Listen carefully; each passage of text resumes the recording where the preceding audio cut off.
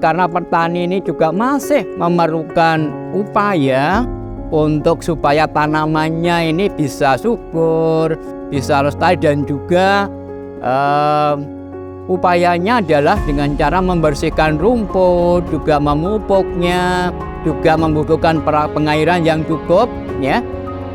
Itu pun para petani masih kurang mantap apabila tanamannya yang sudah kelihatan subur ini belum memohon kepada Tuhan lagi, yaitu itu mengadakan suatu upacara lagi, ibadah bersama, yaitu yang disebut keleman, ya, keleman.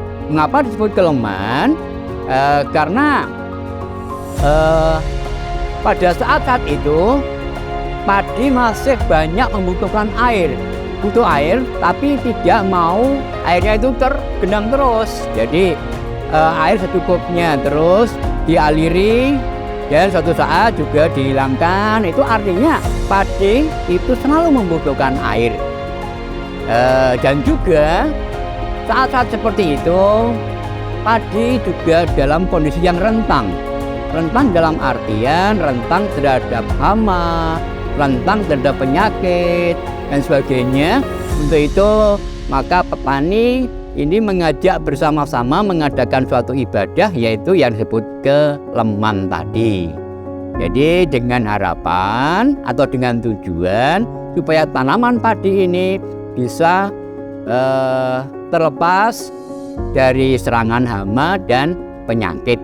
Nah, itu kalau padi sudah menjelang bunting sekitar umur 50 sampai 55 hari. Itu kondisinya atau acara keleman itu.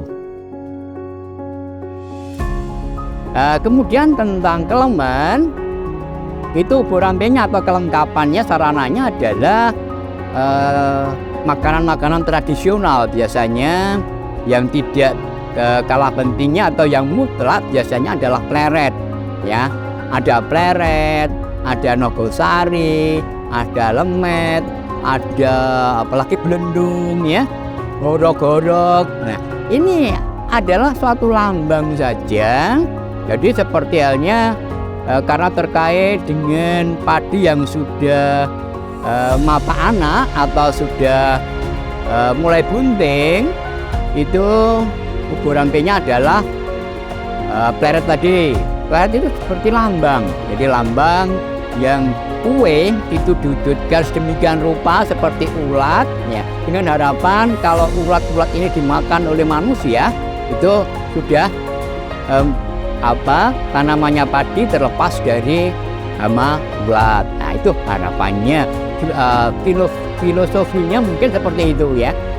Kemudian untuk misalnya yang kue-kue yang lain, horok-horok misalnya, horok-horok ini adalah merupakan satu simbolis atau simbol betapa gemburnya tanah. Jadi gemburnya tanah itu diwujudkan seperti horok-horok, kemudian nogosari karena identik dengan warna hitam, ya, itu atau hijau yang gelap, ya, itu melambangkan hama tikus dan belendung.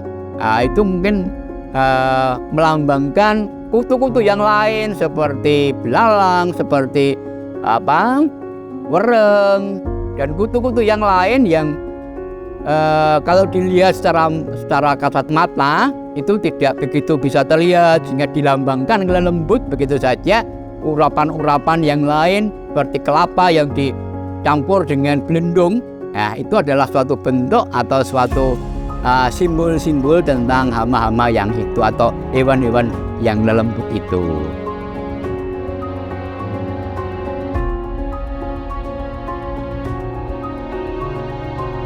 Tulaan itu adalah aliran sungai, aliran air dari seperti ini ini adalah saluran air dari tersier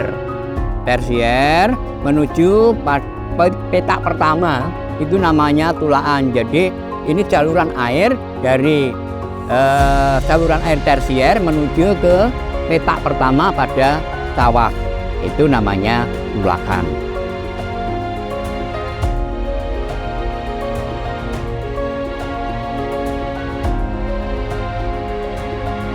Kemudian di dalam perjalanannya petani ini juga masih membutuhkan waktu, masih nunggu waktunya, dan juga di mana petani ini kapan mengharapkan petaninya ini padinya itu bisa keluar hasil atau menghasilkan padi yang bagus dengan yang berkualitas.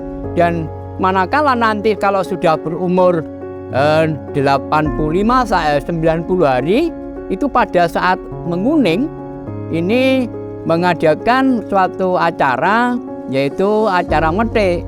Ya, metik dalam artian yaitu mengambil sebagian serumpun padi begitu. Ini adalah merupakan suatu simbol pada saat itu Dewi Sri akan diboyong pulang. Jadi mengambil serumpun padi untuk dipaneni atau sebagai simbolis di mana padi ini akan siap untuk dibawa pulang, dan mungkin 5 atau 7 hari lagi sudah saat panen. Itu namanya acara metik. Dan apa yang menjadi ubo rampe dari metik itu adalah cok bakal biasanya ya. Cok bakal di situ ada bumbu-bumbu dapur, juga ada sekepal nasi begitu. Dan juga yang biasanya tidak terlepas adalah pisang kluthuk ya, tahu ya, pisang kluthuk itu pisang yang besar-besar, isinya banyak, itu namanya pisang kluthuk. Dan juga ubo rampe yang lain adalah kupat lebet. Nah, itu merupakan kelengkapan dari sarana metik.